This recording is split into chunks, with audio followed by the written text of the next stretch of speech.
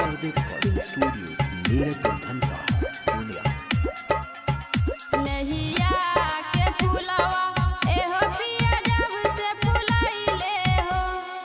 एहो पिया जब से फुलाइले हो,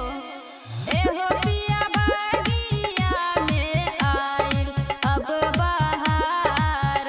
दिन गिया हमरी सवरिए लुंगाइल हो, एहो पिया बागिया में आइल अब बहार दिन गिया हमरी सवरिए लुंगाइल हो। अखियाँ मिलावल एहो धन दिल में समैलू हो, एहो धन दिल में समैलू हो, एहो धन मोहनी मूरतिया बातो हारह कर जावा में उतरिए नु गइलू हो।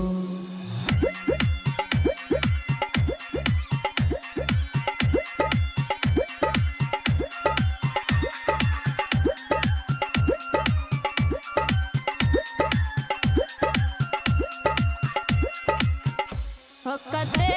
मिलना एहो पिया चहकेला मनवा हो, एहो पिया चहकेला मनवा हो,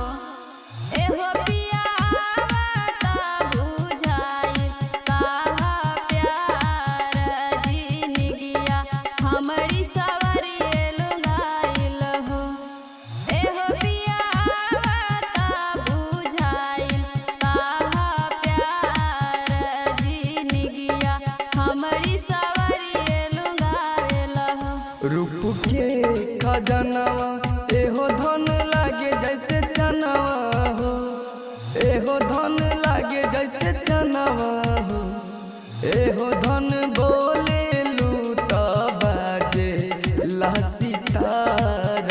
कर जावा में उतरिए नु गइलू हो।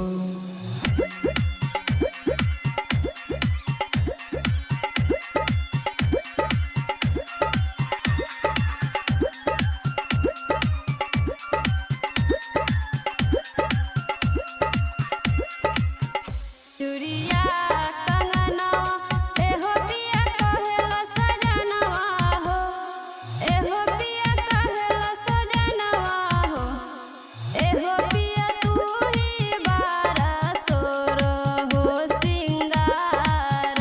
दिन गिया हमरी सवरिए लुंगाइल हो, एहो पिया तू ही बारा सोरो हो सिंगार दिन गिया हमरी सवरिए लुंगाइल हो। हंस के तकलका एहो रानी हंस के बोललका हो, एहो रानी हंस के बोललका हो, एहो धन इहे यादा तोहरो जहन